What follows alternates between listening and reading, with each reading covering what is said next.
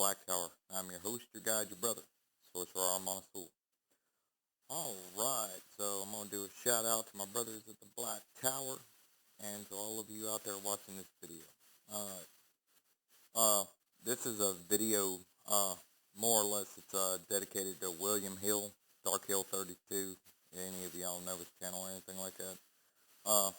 I told him that he should be working with Pazuzu to rid himself of, crazy crap happens, like when you're overwhelmed in life with like just bad negative shit, just left and right, left and right, left and right. Anything from that to, like, for example, plagues can happen in your own life. Like if you start to notice, bugs, an outbreak of different types of bugs in your home or anything like that, or rodents or anything of this nature. It's usually anything physical is symbolic of something spiritual. You are being attacked. This isn't an attack when you see this, I'm not talking about, think, well, I got roaches, I'm being attacked. No. You might be nasty, you need to wash and clean your house. And some of it might be that you need to get a bug man to come out and spray, just common sense. Let's roll with some common sense. But, what I'm talking about is like stuff like, me and the wife, we lived in a place one time, and all we had was cockroaches. And then we started getting mice. And, and all this can be, equated to, normal stuff. But then when it started getting an infestation of spiders, an infestation of bedbugs, an infestation of this, an infestation of that, and I'm not even kidding, fleas, the whole nine. I mean, if it was an insect, it was coming into our home. Stuff like this. These are always good examples of, cleansing, banishing, being necessary in your life and in your home. Stuff like that. Because, I kept a clean house and everything else. We had a bug man coming out spraying, stuff like this.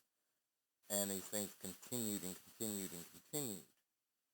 Well, make a long story short, I found out who was doing the workings against me, and sure enough, it was a magical attack. Plagues take many forms, that being one of them. But let's also look at another form of plague. If you are plagued with extreme bad luck, or it appears to be bad luck, like, I'm not talking about like you were 5 minutes late for missing $1,000 being given away. I'm not that kind of bad luck. I'm talking about the kind of stuff like, stuff starts tearing up around you constantly. Stuff like that,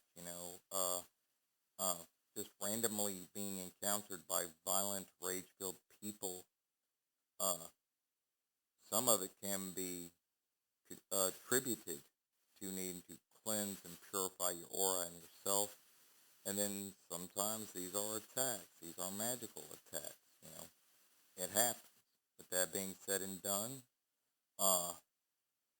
I'm going to give proper guidance on working baneful magic from your handy dandy Simon Necronomicon. Because everybody should have one. Everybody. They cheap as hell. I bought a copy one time for 38 cents off of Amazon. I just had to buy it. It said 38 cents, and I was like, I gotta have it. And, and then I ended up giving it away as a gift to somebody. Well, anyway, let's get on with this, okay? Because, like, I used receipts, ripped them up to put bookmarks in here a lot better than folding my pages. This poor book, it is marked like crazy, pages folded, a whole 9 yards. I'm surprised it hasn't fell apart with pages coming out yet.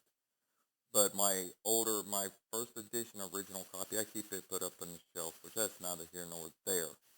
So, you want to work baneful magics. You have some people you're going to blow up or mess with or whatever. And I probably shouldn't have said blowed up because I don't mean it like that. I didn't mean anything by that. But let's say that there are people in this world who really honestly, they need to stay the hell away from you. They need to quit messing with you. They need to quit bothering you. They need to stay the hell away. They don't understand the English language when you sit there and you tell them, hey man, stay away. I don't want to talk to you. I don't want to know you.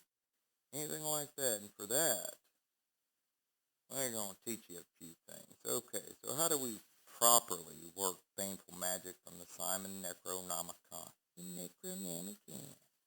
Alright, well first and foremost, I'm going to just give this little bit of a rant before I go into the how to properly do it. Let me start by saying this, and not so much as a guideline or anything like that, but if you feel yourself with vengeance, if this is all you are about, do not be surprised if your world falls apart, your shit goes to hell. Because it can happen. Because we, on an energetic level, resonate. And whatever that resonation is, it attracts those types of energies to you. So here in my home, in my temple, I prefer peace, balance, and fruitfulness. But now sometimes you gotta lay down the magical smackdown on some motherfuckers. How would you do this? Well, I put some things here on a thing that I wanted to keep up with. Okay, so first off, we want to go to page 110 of your Simon Necronomicon. Page 110. Now this is going to do the, right, one of the heavens was Ishtar. Give me just 1 minute. I'm not used to having the one hand be busy and the other one not. Okay.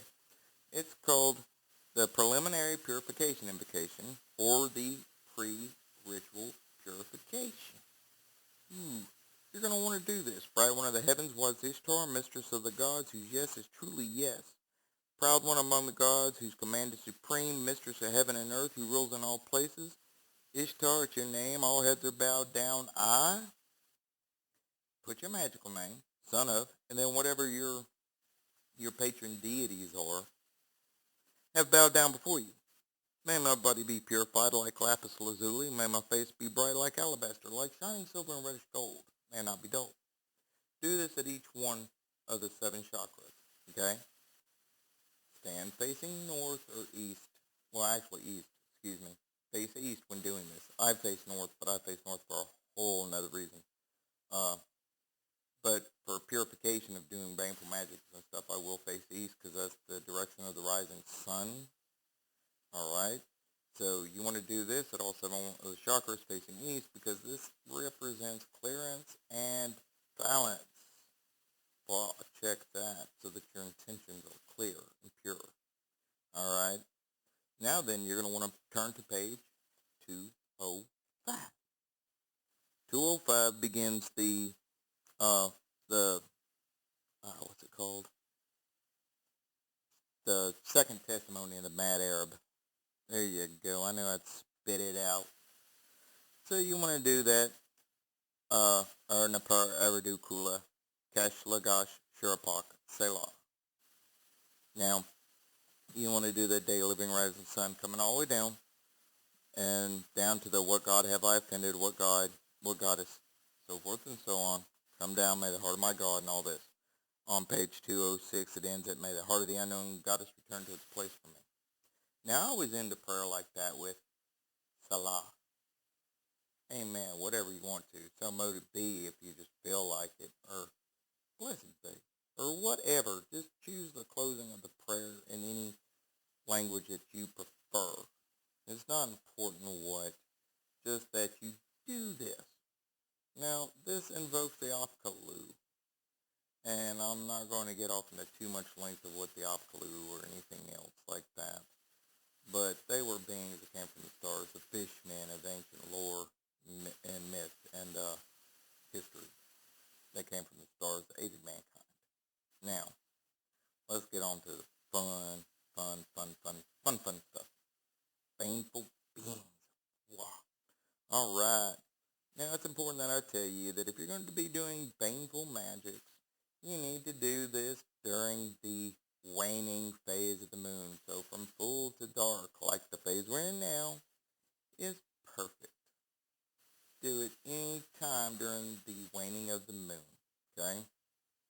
This will put you in tune with the natural forces and flows of the universe. That way your magic actually hits its target. Now, I'm going to go over just a few, very few,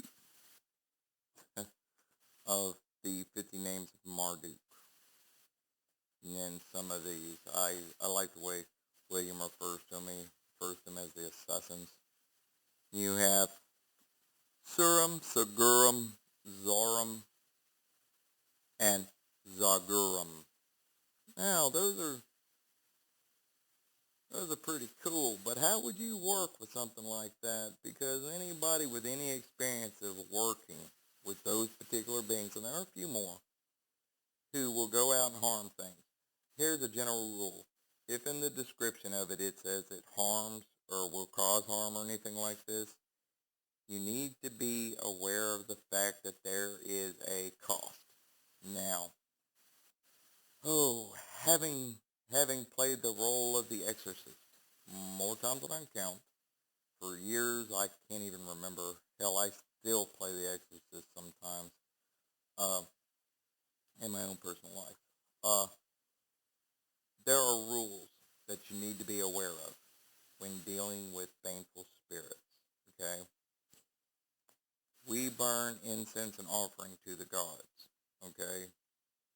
But when you are trying to get a spirit to do something baneful, you must give it a different kind of offering.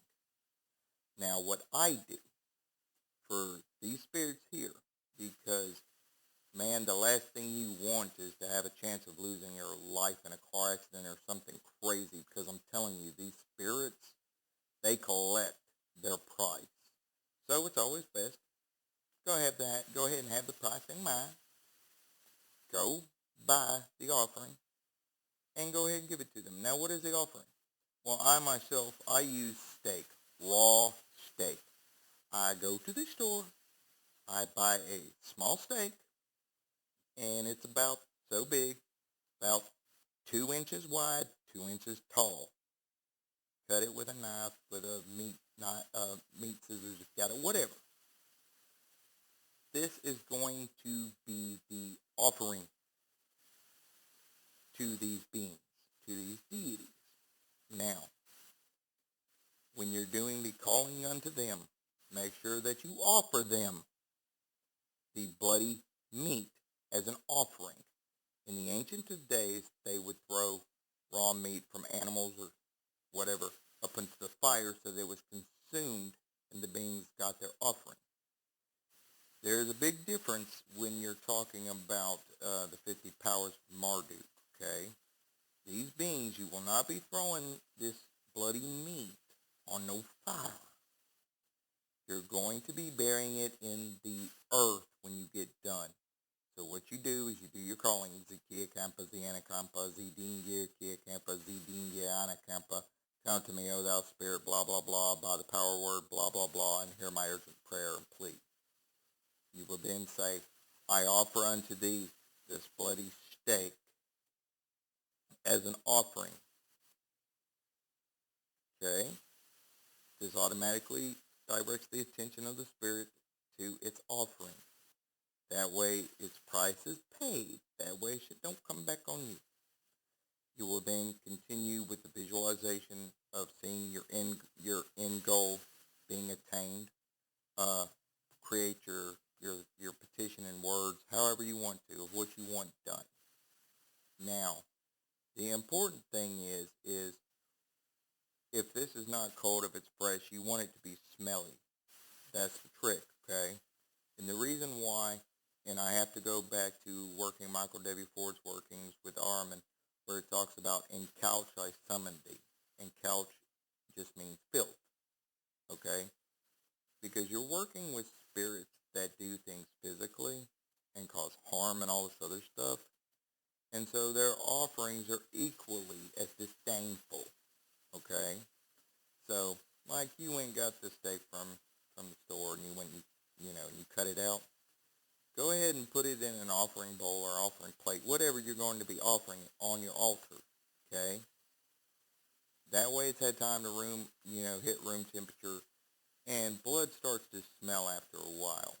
Now, you don't have to sit there and wait days and weeks and months or anything like that, but you want it to hit room temperature to where you can actually smell the meat. This acts as a natural incense on its own, on an energy level, okay? Now, you'll burn incense, your regular incense or whatever, for your workings. But then you're going to be having this bloody offering on the thing. So like I said, you're going to go through all that, offer the bloody stake. Now what do you do with this? After you have finished the casting, and you've closed it down on all this other stuff, and this is the most important, you're going to bury this piece of stake in the ground. It is important that you do not, and I can't emphasize this enough, do not bury this shit on your own property. Anywhere that you're going to cross or pass or anything like that, do not put this. You find somewhere as far away as possible and bury this, okay? Do not bury it on your property. I cannot even emphasize why that's important, and I won't even really go into that. Now, I got this particular method from studying all different types of magic and stuff, of, all these different workings, and usually when you find these sort of things, kind of like in voodoo and certain paths of witchcraft, where they talk about, crossroad deities. Well, in my particular system, you are the crossroad. You just are. You the crossroad. So, and you've decided what is and isn't going, what you are and are not going to deal with, what you are and are not going to do about something. Therefore, you are the freaking crossroads. And instead of having to put sweets and money and stuff at a crossroads so that nothing comes back at you later, which is how these things normally work, the offering itself is going to make sure it doesn't come back to you. This only applies to the Simon Necronomicon. This does not apply to other traditions and other paths, okay? I want that made very, very clear. Alright, now that you've got the idea how this works, you're going to bury it in the ground. It doesn't matter how deep. You don't have to put a 6-foot deep hole or anything like that. But you want to make sure that it's buried and it's not going to be dug up easily or anything like that. Make sure you're not seen. Doesn't matter if you bury it during the day or the night. Doesn't matter.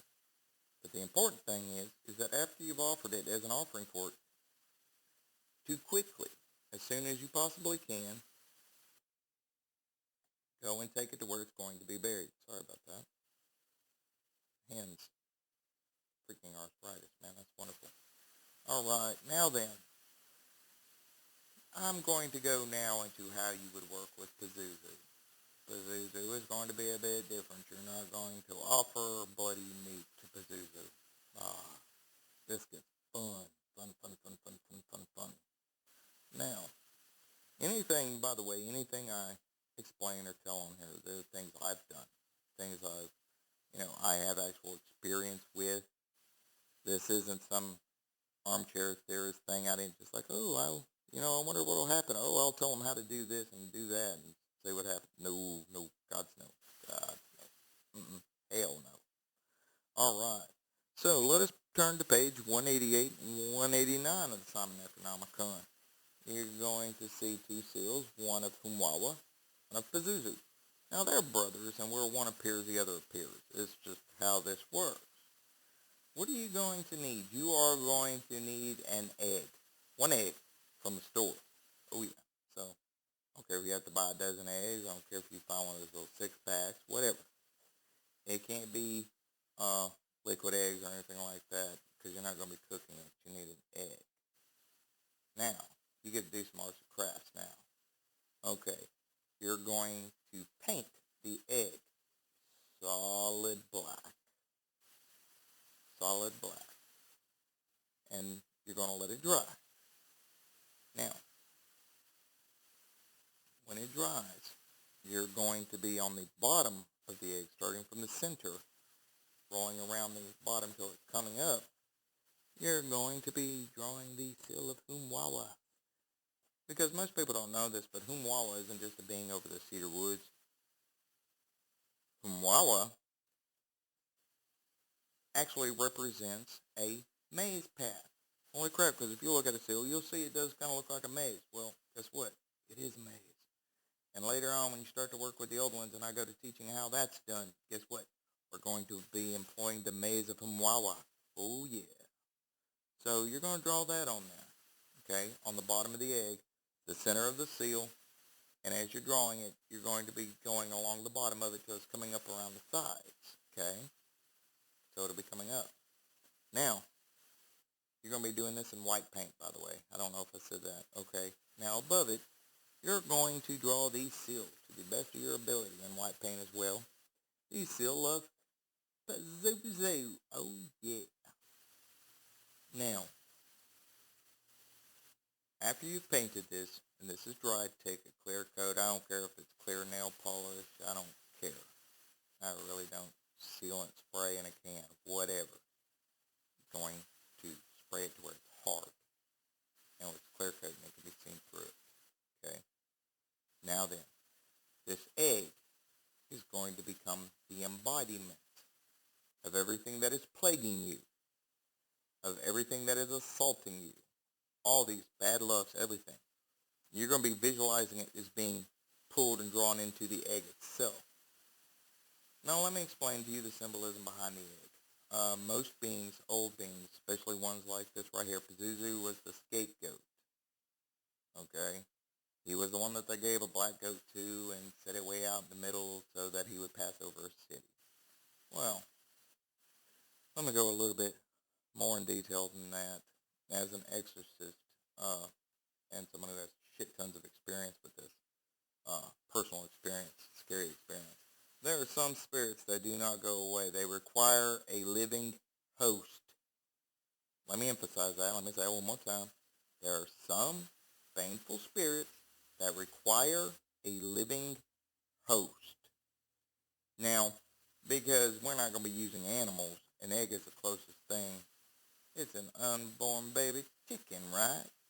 Well, even though it's frozen and all this other stuff, it's still considered, it's symbolically represents a living animal, and therefore it has living force, and therefore this acts as a host. Are you catching on to where I'm going with this one? You're going to visualize and intent all your energy, all this bad luck, feel it all surrounding and coming together and being embodied in this fucking egg, okay? That's the most important thing. And then you're going to say over it,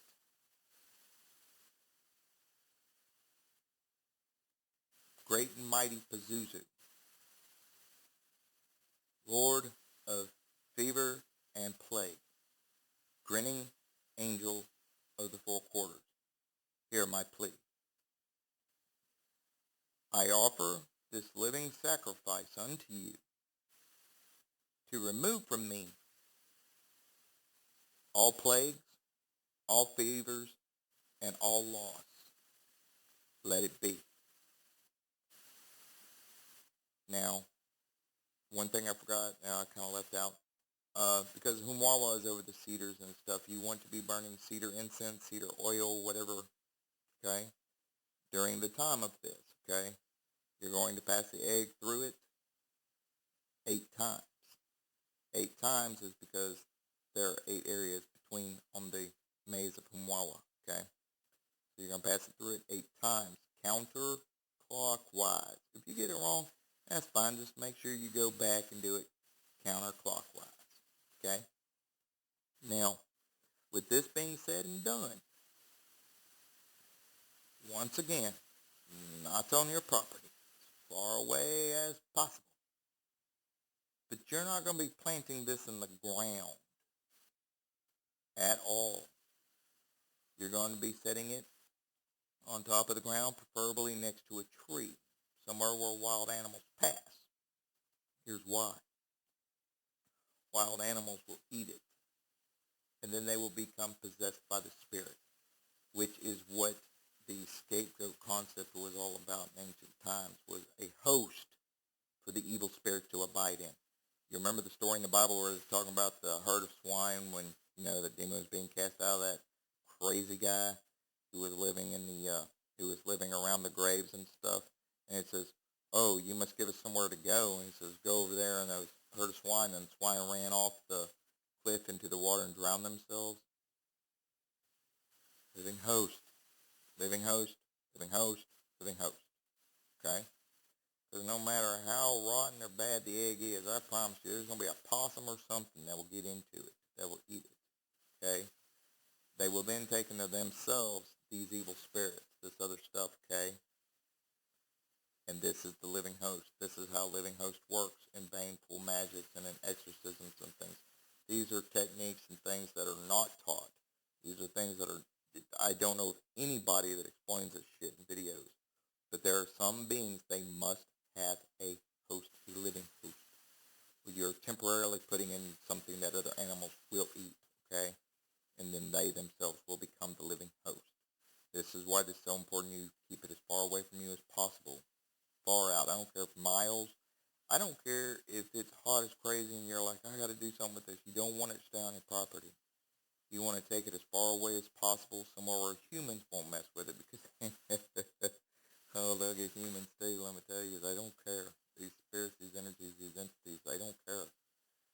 But it's best to, like, let an animal take it, okay? With that being said and done now, then comes the last part, page 78. There is this thing called purifying your spirit. Oh, well, page 178, I'm just going to tell you right now, it's the crown of Anu. Why is it so important? Why is it so important to purify your spirit? Because you have worked baneful magics. You have done something that is going to cause harm, okay? Now, with you offering living sacrifices like that, you know, like with the meat, with the bloody meat, the raw meat, with the egg that's going to be consumed by another animal, and so forth, so on, with these things, there is no such thing as return in the sense of you thinking a return, like energy sent out comes back because you put it in an egg, not a living being. Guess what? It's not coming back to you. See, this is beautiful. These are how these tricks work, okay? But it is very important to purify yourself afterwards for having worked baneful magics. The reason why is because you need to change your vibration back to a calmer, more peaceful vibration so that you don't attract these things again. Remember, what is removed must be filled, otherwise worse than what you removed comes back. That's just all there is to it. Nature abhors a vacuum. There's no such thing as empty space. So, I don't care if you have to take a white piece of paper, draw an 8-point star on it, symbol of Anu on it, put it over your forehead, or around your head. I don't care how you do this, but you need to do this. I have put the starry crown of heaven, the potent disc of Anu on my head, that a kindly spirit and a kindly watcher like the God that hath made me may stand at my head always to lift me to favor with the elder gods.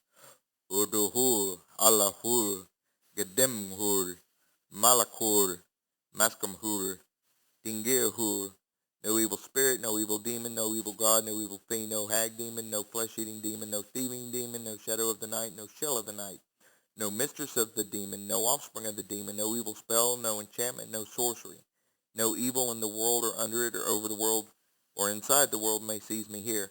Bara ante malda, bara angagayane, zidingir anakampa, zidingir kiakampa, gagaman nu.